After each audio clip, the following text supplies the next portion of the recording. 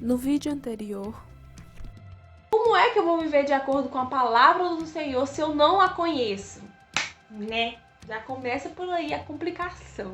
Até porque a Bíblia não nos dá esse respaldo de sermos intocáveis, as outras pessoas não podem nos tocar, os ímpios não podem me tocar.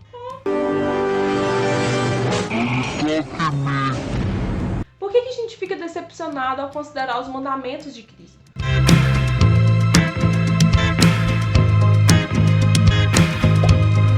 Por que a gente fica decepcionado ao considerar os mandamentos de Cristo?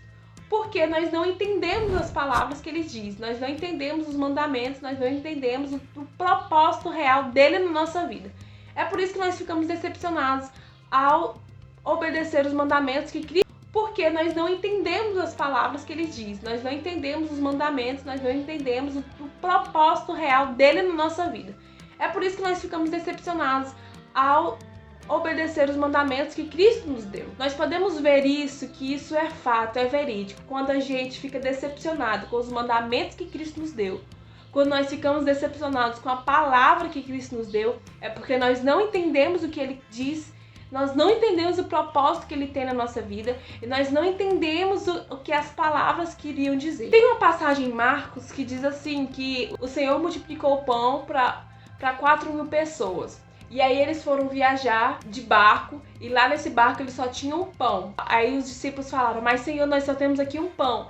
E aí a Bíblia diz que Jesus ficou assim indignado. Vocês não viram quantos pães eu multipliquei para 5.000 pessoas? Você não viu quantos pães eu multipliquei para 4.000 pessoas? Quantos cestos vocês encheram de sobras dessas multiplicação? E ainda me fala que só tem um pão. Aí Jesus, eu vou colocar esses versículos que eu tô citando aqui embaixo na descrição, tá bom? Porque ele tem Marcos, só que, se eu não me engano, é Marcos 7 ou 8, mas eu vou colocar aqui embaixo na descrição para você verificar lá. E aí Jesus continua dizendo assim, olha, na verdade vocês não entenderam o milagre, vocês não entenderam o que eu fiz lá no deserto. Então é justamente por isso, nós ficamos decepcionados quando nós temos que obedecer a ordem de Cristo, porque nós não entendemos as suas palavras e nós não entendemos o propósito de Deus, que Deus tem na nossa vida.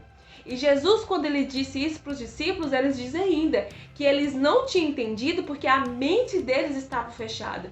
Então, quando nós ficamos decepcionados em obedecer a Cristo, nós precisamos orar e pedir para que Cristo tire essa cegueira espiritual dos nossos olhos e para que nós venhamos entender o propósito dele, entender o que ele quer fazer conosco através daquela palavra que ele nos direcionou, através daquilo que ele nos ordenou a fazer, entendeu? Salmo 119 é um salmo lindo, perfeito, maravilhoso, você precisa ler. Versículo 7, vamos lá.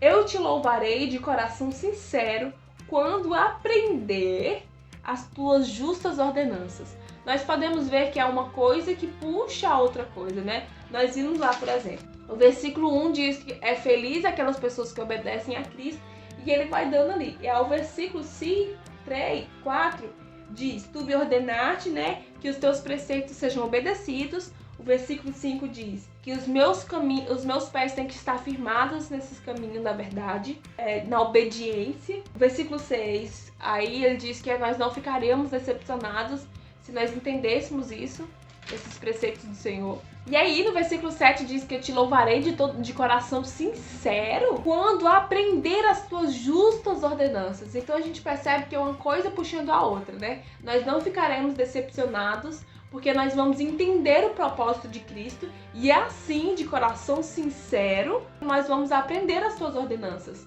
Entende? Nós vamos entender o que Cristo está falando, nós vamos entender o propósito que Cristo tem para nossa vida, o propósito que Cristo tem através daquela palavra e assim, de coração sincero, nós vamos obedecer a todas as suas ordenanças. E o versículo 8 diz assim, olha, eu vou obedecer os seus decretos, mas por favor, não me abandona, né? Mais ou menos assim na linguagem, né, maranhense. E o versículo 9 diz, como pode o jovem manter pura a sua conduta, vivendo de acordo com a sua palavra. Então, aqui mesmo no versículo 9, nós entendemos que é uma coisa puxando a outra. No versículo 9, ele pergunta, como você pode manter pura a sua conduta? Aí ele diz, vivendo de acordo com a sua palavra. Como que eu posso viver de acordo com a sua palavra? Vai lá ler o Salmo 119, do 1 ao 8. Que aí você vai ver como você pode viver de acordo com a palavra do Senhor, porque no Salmo 119, versículo 1 ao versículo 8, ele está nos dando ali as ordenanças, está nos ensinando a como ser obedientes, está nos ensinando de como estar de coração puro e de coração íntegro. O versículo 9 nos deu uma pergunta, nos deu a resposta, e o versículo 1 ao 8, ele está nos dando como fazer isso, como viver a palavra de Cristo. Só basta a gente sentar, nos concentrar, ler a palavra e poder refletir nela para a gente manter pura a nossa conduta.